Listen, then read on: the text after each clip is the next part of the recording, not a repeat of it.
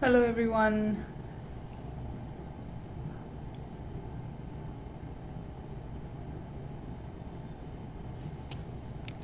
We have welcome to We Wednesday, and we are going to have Ashish today. Let me just see if they are.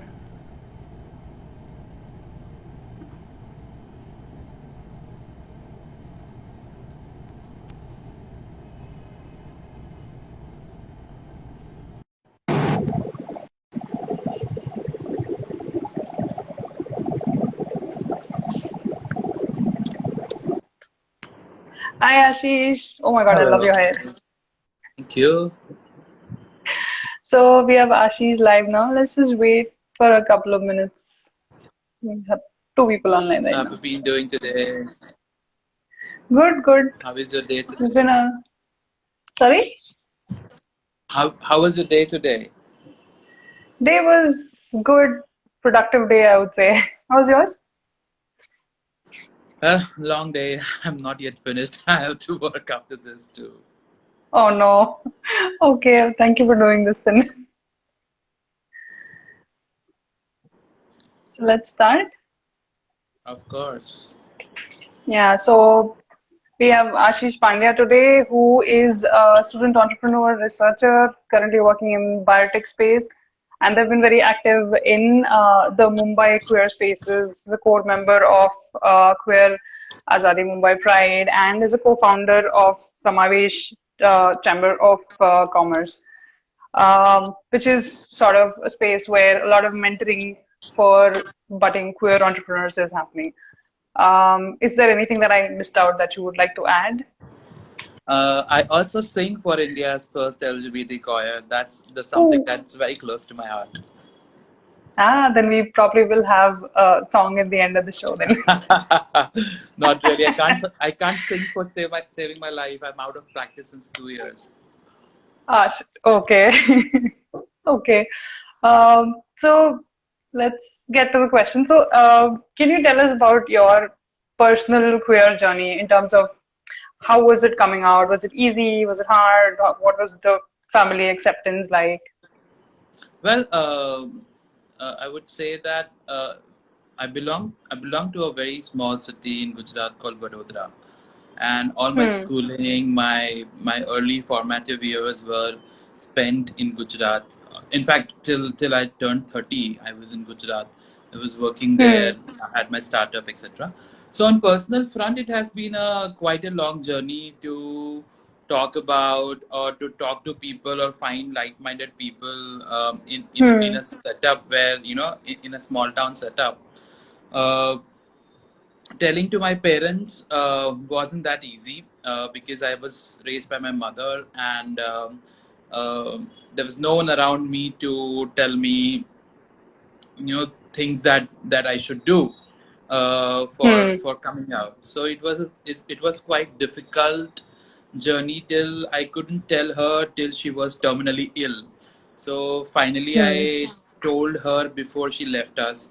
But it was an Hmm. accepting journey. But I have my extended family uh, who is very accepting of me. I've told them, my Hmm. cousins, my first family, and Hmm.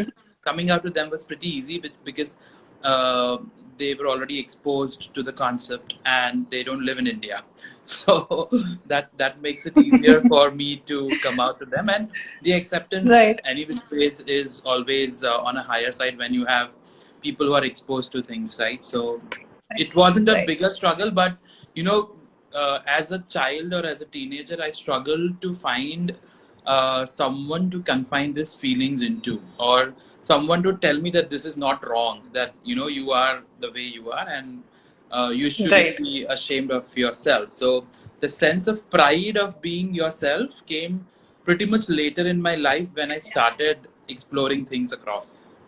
So Right. it's been Right. a self-learning, self-navigating kind of space where I've been as long as it is about coming out. And at workplaces, it's been not that easy also, because specifically in the sectors like where science, technology, and stuff takes precedence.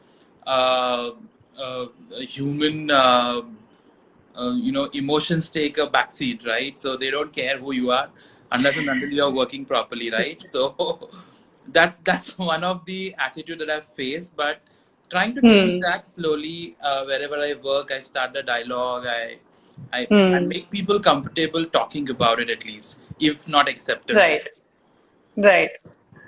So actually, you kind of answered the second question that I was going to ask, but how hard or easy was it in research and academia? Because typically So what I have heard, and exactly like you said, is like there's not a lot of conversations around empathy or emotions. It's mostly around data and research. So was it hard to find that support system? Do you have one So what in happens the? is, yeah, what Hmm, happens is that our system of basically research or academia, when you're focused on science or technology or engineering or math, which is not, I would say, STEM branches, hmm, are pretty heavy on the individuals themselves. They are 24/7 thinking about logic. They're 24/7 thinking about rationales they want to establish, but hmm, no one talks about the human potential, the emotional side. The moment you start talking about they don't have time for it, because they said there's so much to do the other ways. Why hmm, do you want to focus on this aspect? So finding right. someone as a mentor at work, I have never had someone who has been out and proud to look up to when it comes to workforces. Very few later Right. in last 2 3 years, I figured out some people, and I was all we all shared something about it, and we figured out that it is the same problem. But unless and until you step up and say things about Yep. yourself, Yep. no one is going to tell you that, okay, let's talk about it. Hmm. Hmm. Um, Slightly continuing on that, there are IITs which have, like I know Bangalore Institute of Science has a queer Yeah, group. so yeah, So, IISc has a campus huh, queer support group. IIT Bombay has a very active Pravritti hmm, group. IIT Delhi also has it. So, as and when the dialogues have begun, but not many students choose to come out, because the academia is not sensitized enough to accept the concept, right? yep, So yep, they say keep out everything, bring your knowledge or bring your talent over here. But this is one part that they say it, because most of the heterosexual people have not had these experience of being discriminated because they're yep, heterosexual, right? So yep, most of us, but we yeah, as queers do kind of face that issue of yeah, being sidelined or being othered than what we are. So even if even if with my long hair, if I go into a meeting, then keeping them open, there are eyes rolling. So those kind of oh, stereotypes still exist, like like we're in okay, 2022, but those stereotypes right, still exist. So I've kept so this. I was at office today, and I came home and I was like, hmm, it's really hot outside. I can't keep my hair bunched behind.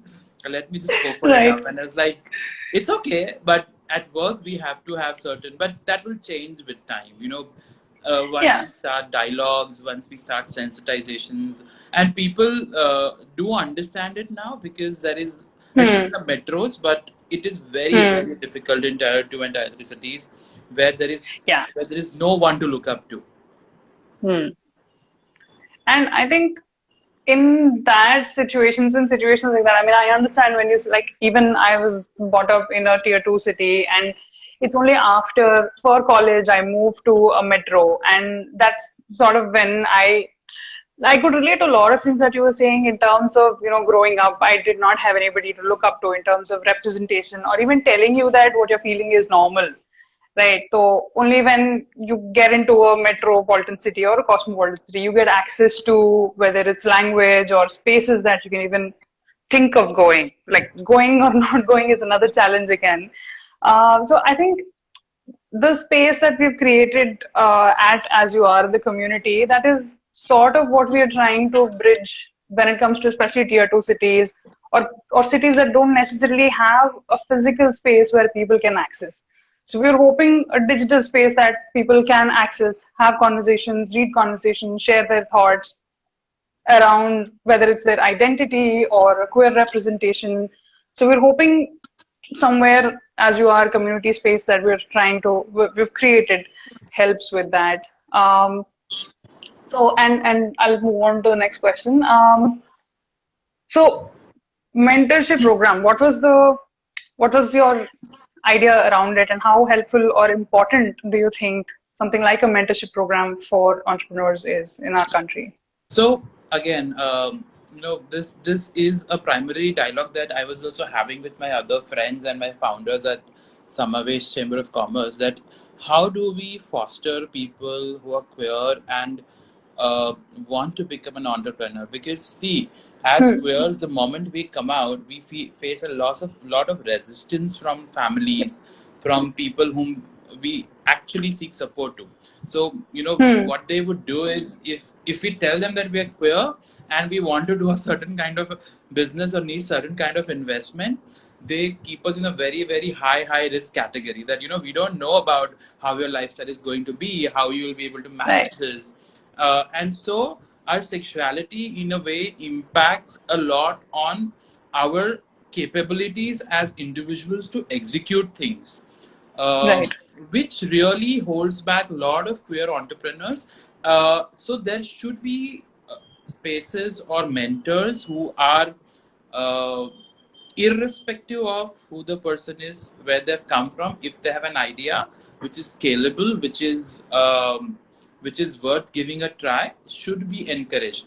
So as when we formed Chamber of Commerce, the first thing we looked at was smaller businesses and smaller entrepreneurs, because they do not have a say. Everything happens at Fortune 500, diversity and inclusion, because they have funds, they have a global mandate to do.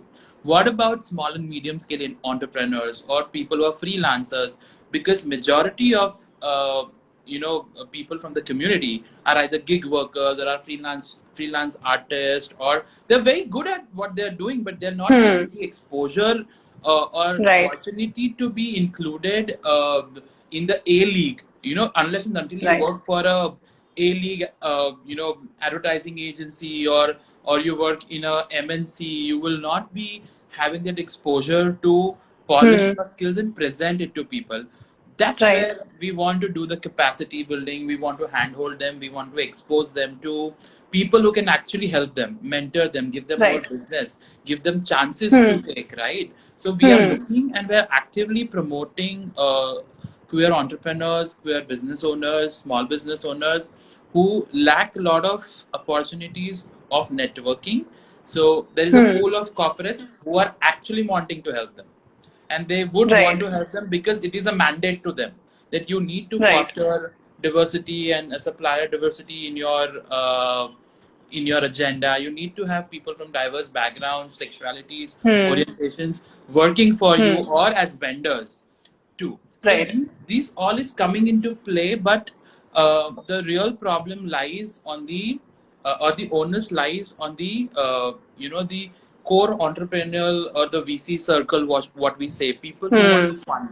The moment the background check or verification happens and the person is kind of would have not revealed their identity or not about their orientation, the whole personal verification that happens while funding is um, is something that I'm very scared of. So I've been through the circle twice, and incidentally at that point of time I had no issues about convincing them about it, because I had someone who was a co-founder with me, or someone who was more according to them was more stable. So it was an easier journey at that point of time, but there is a problem where the thought process needs to be changed, especially in the circles where the funding is available. Our queer people do Right. not know how to do that, right?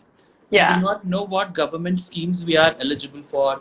There are lot of national schemes where funding is available, Hmm. Whether they're specially for queer people or not, that's a debatable thing. But there is Hmm. a pool of money that is available to utilize and Hmm. validate your ideas. Sometimes our circumstances hold us back, our coming out holds us back, our Hmm. seed funding is not there with her. So all these problems needs to be addressed. And I someday dream of having a accelerator or an entrepreneurship center meant to foster only queer entrepreneurships, because we have a very different outlook and a background that we come with is very different than Hmm. what other people uh, of our generation come in with, True. because we have True. a lot of emotional baggage, we have a lot of weight on Yeah. our shoulders than them, Yep. because we are queers. Yeah. Yeah. Absolutely. Because we struggle through so much, and our identity just it is a part of us. There's no way we can. Like initially, when you said right, कि academia mein they say you just get your knowledge and come. It's not like we can leave our queer part at home and go, right? It is us as whole. So and also when you were saying our CEO Sonali Agrawal has been constantly commenting, because I'm sure she relates a lot to it, because it was a lot of struggle for her when she approached initially when she was starting for funding. She struggled a lot I know. because it is a queer initiative. There was a lot of hesitance, and So she's saying in the comments even queer investors have reservations about investing in it. So what happens here is, see, that this is a chicken and egg situation. What Hmm. my perspective over here is that, unless they see a successful queer business running, they would not want to put in money. But they will. Hmm. But to make that one successful, you want someone to put in money, right? Some angel Yeah. investor, some seed funding is required. What I would suggest queer entrepreneurs who are listening to us right now on this live, that if you need any kind of help in setting up your business, you do not, if you want Hmm. to understand how the grants or how the government beneficiaries could work for you, Chamber of Commerce is there to help you out. So you can reach out Hmm. to us. We have specialists who could help you understand, register your business, because a lot of queer entrepreneurs don't register their business. They just do it Hmm. as a proprietary thing and they think they don't need to. Right. But registration of a company, making it formal when you are working with someone as a venture, it is very, very important. I know compliances take some amount of time and money, but it is for the safety of your idea and your business. You can't run a business without registering it. So we do all Hmm. those hand holding to queer people or entrepreneurs who come to us. We have helped so many in last 6 7 months. We have helped people with their simple things like tax filing, or simple things like having Hmm. their trademark registered, having some Hmm. legal advice done for their business, or financial advice to be given. We Hmm. also would like to see that how the the queer you know angel investing group, if we can make. There are so many queers which Hmm. are settled abroad, but they still want to give it Right. back to the community in India. And Right. angel investors just for queers is something I dream of, where we bring them in. There would be queer people from India, and it would be a solely queer angel investing round that Right. they can do, and they can Yep. mentor, support each other. These are all the ideas that we are going ahead with, and we would figure out how do we execute, when do we execute, is only Yeah. time will tell us. But this is something that we are really, really looking forward to do. Yeah, because I mean, I can see a lot of collaboration ideas, because we also, I mean, we're looking at many sectors to bring in people, and this definitely is one of the sectors, because we are looking at creating a space where we can, uh, start conversations around how to, mentor, not just with a perspective of entrepreneurship, but in other spaces as well. So there, I'm seeing a lot of entrepreneur, like, collaboration ideas. I'm sure my CEO is also thinking of a lot of them. So this is definitely going to be a longer conversation. Yeah. Um, so when it comes to starting, Samavesh, what was that one moment where you were like, I'm assuming it was a lot of frustration, and you were like, I will do it myself. That moment. So actually, Samavesh, when I moved to Bombay, and I got pretty active with respect to with the Queer Aazadi Mumbai and Rainbow Hmm. Voices. And I met my friends over there who are my co-founders Hmm. in that chamber. I met Kanishka, I met Jamin, I met Kushal, all over there, and we started that. We thought that there is a lot of potential to uh, do actual work on the ground, because what is happening is pride हो गया उसके बाद क्या, you know, ये हो Hmm. गया उसके बाद there is a huge gap that happens in the conversation, and conversion of promises do not happen. So instead of Hmm. relying upon the policy to change, why not we ask the policymakers to change it as we want? So Chamber of Yep. Commerce was formalized in 2020, but it was conceptualized way before that. We always Hmm. wanted to do something about how do we solve this problem, or how do we help people in the community get more jobs, or help more Right. businesses become inclusive, because we always have seen that whatever is happening in the top tier companies, Hmm. which makes people more aspirational to join it. What Right. about people who are working in smaller businesses? Aren't there queer folks working there? There are. Aren't there queer folks who are entrepreneurs need some help with all these basic stuff? They do. There is a need for all these, and we all came Hmm. together, and it was a lockdown baby. You must say that we thought that this is the right time to do it, because we were working from home and we had a lot of time on hand to think Right. ideas and make it happen. So that's how Yeah. we began, and it's been a wonderful journey till now. I would just want to mention that we have been doing offline, sensitizations, events, Hmm. dialogues, roundtables, surveys, and on 25th of this month we will be doing our first thought leadership talk. It's going to be a panel discussion. We are having a lot of panelists coming from the government, from the industry, Wow. from the queer space, to talk about Nice. the businesses that we are actually wanting to create, that ecosystem of dialogue. Yeah. So that's happening this 25th. Yeah. I think it is important as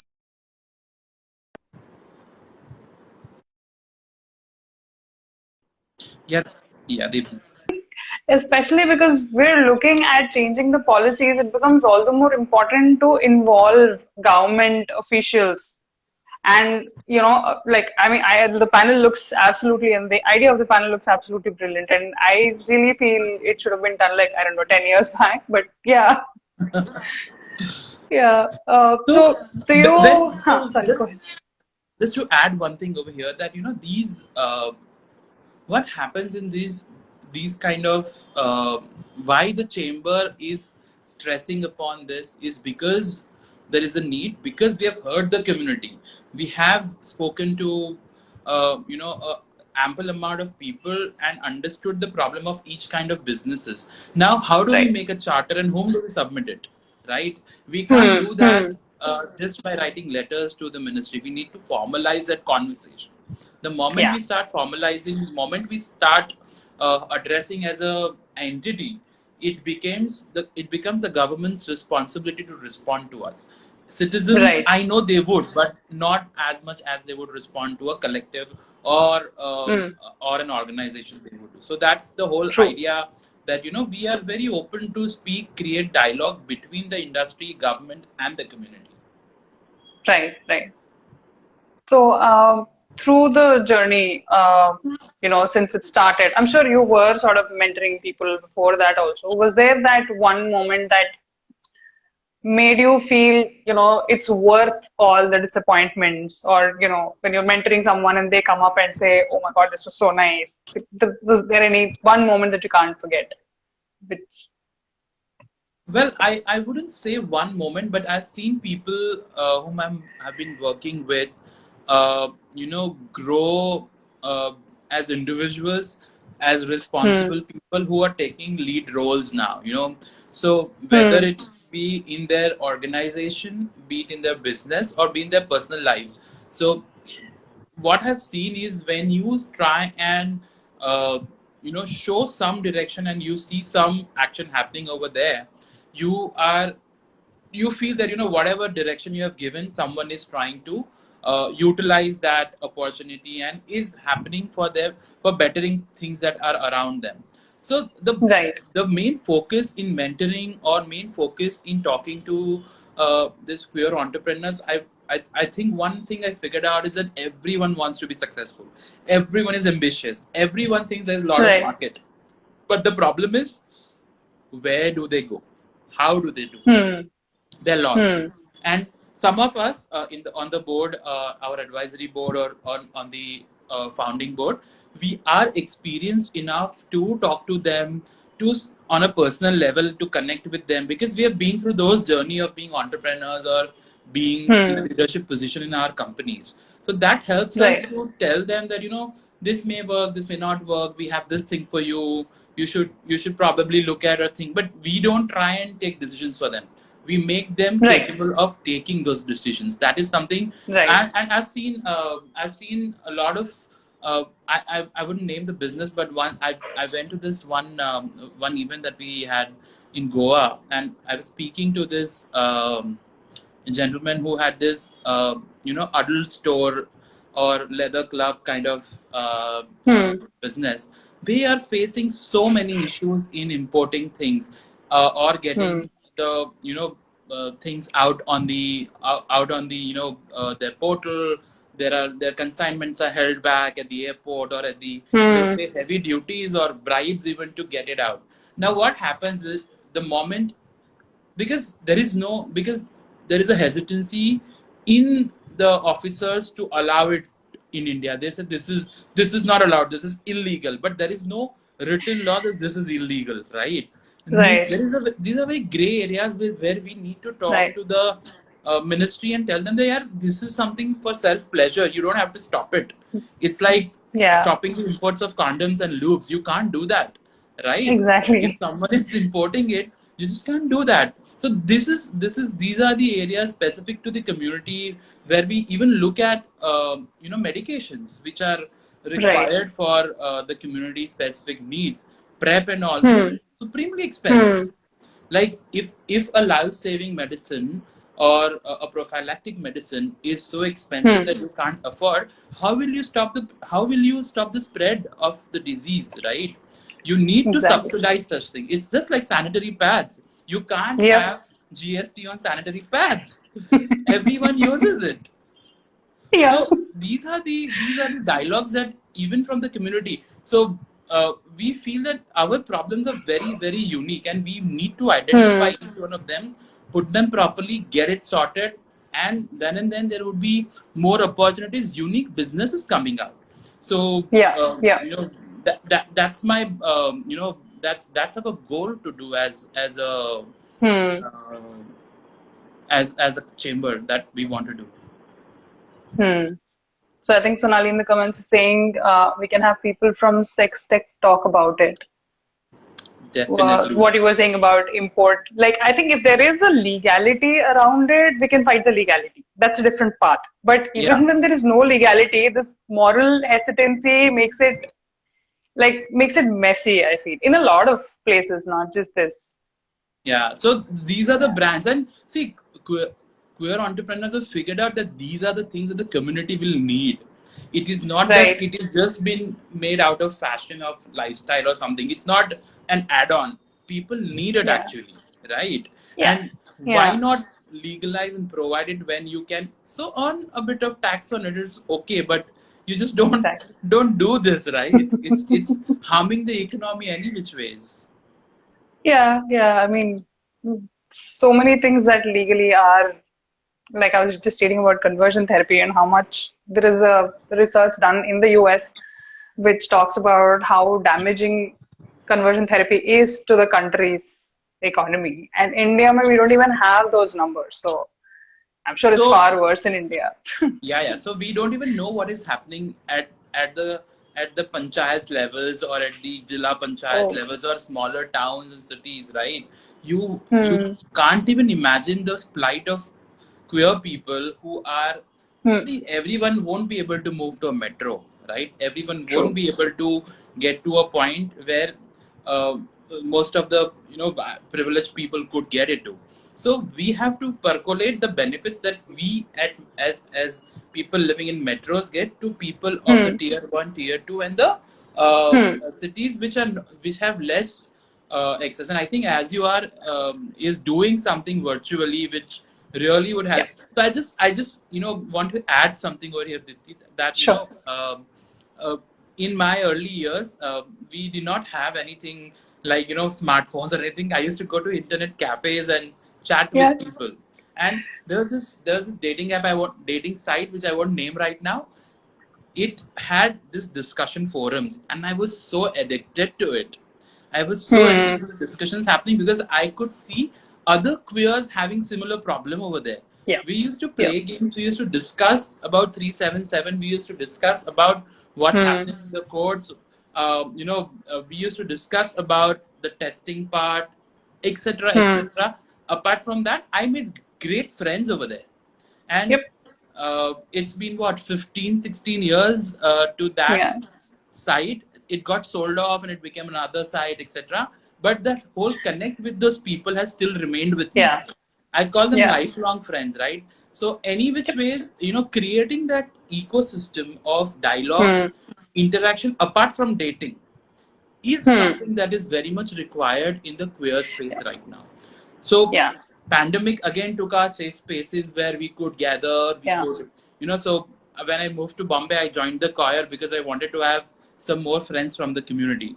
It gave me a safe space. It gave me an opportunity to revive the music in me, to revive and to find newer friends with similar interest. It was never about finding a guy because I was going to a choir to find a partner. No, it was never about it. Right. It was about the cause. Right. It was about a safe space. It was about finding friends.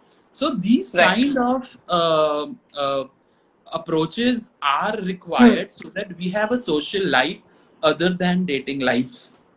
So which is Absolutely. which is which is which is very important for this newer generation that is coming in Yep.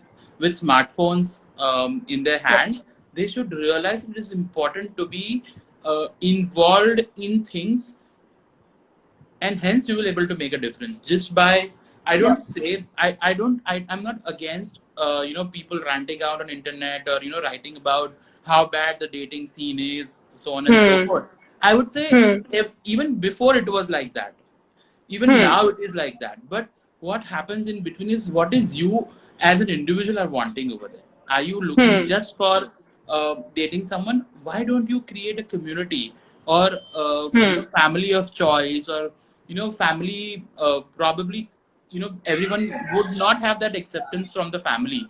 Where do you go then? Yep. Or Hmm. for example, for entrepreneurship or starting a business idea, why can't we have two queer friends starting a business, right? I've seen that, Yeah. and I've seen so many Yep. successful ventures where queer people have come together and started working together, and they're doing amazing. Yeah. I So mean, all these aspects, I think if As You Are is providing, it's going to be a fun platform for people to come and yeah. interact also. Yeah.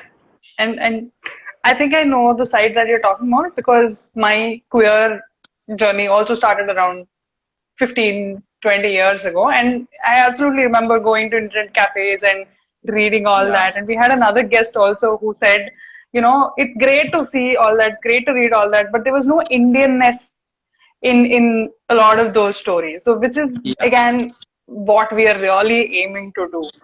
Bring in those Indian conversations and bring in all your trauma, bring in we all fix it all together, make friends. Because yeah. yeah, I mean that's absolutely what we need of the hour, yeah. That's And great. networking. Yeah, Any I'm just waiting for this COVID thing to subside. I'm like just subsided, but I'm not very confident about it.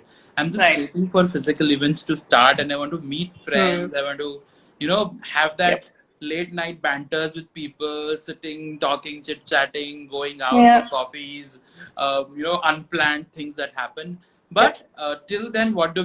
We can't just confine ourselves to work, right? We need something Yeah. to work on and Yep. socialize. Yep. Yep. So, any final points?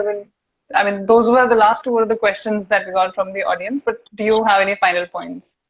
Well, I would just like to take this opportunity to make sure that everyone who has who has logged in or who are seeing this live, go onto As You Are and download it and kind of try and become members and start these conversations. Find friends, network for work, or any just socializing part, because it our mental health is very important when we say all these things. Yep. The virtual interface on the dating apps, we all know, has its negative and positive impacts, but more negative than positive set. Not against it, but this is a way to increase your dependencies or your social dependencies, rather than just relying on that someday my prince charming or princess charming would come and kiss me and take me away and my life would change. Life doesn't change like that. You have to Yeah. network, you have to take efforts, you have to find people. You may find your Hmm. tribe, you may not find your tribe. Keep on trying, Yep. keep socializing, keep thinking about newer ideas. If you have any upcoming things in your mind, so what is happening is, now I see there is a boiling point or a melting point in the tier 2 and tier 1 cities, because there is enough, they have seen enough role models in the metros, so they want to Hmm. replicate the models that have worked in Bombay or say Delhi or say Bangalore. It doesn't work that way. You have to create your own ecosystem over there, right? Yeah. You may have learnings from these queer friendly cities that ye kar sakte hai, ye kar sakte. You need to also assess how ready is your city to do that. So I Yeah. have friends, in tier 1 and tier 2 cities, who say that you are lucky to live in Bombay.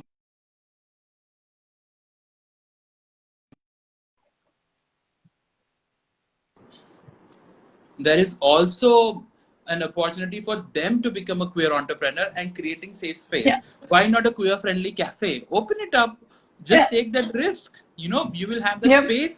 You'll own the space. You'll earn the money. You'll be able to socialize things over there. So Yeah. a smaller step could, or even if not a cafe, have a queer book reading circle, right? Yeah. Start those Yeah. initiatives that will help each and every one of us to bring something to the table, apart from our emotional side, or apart from our dating aspirations that we Yeah. think about. Yeah.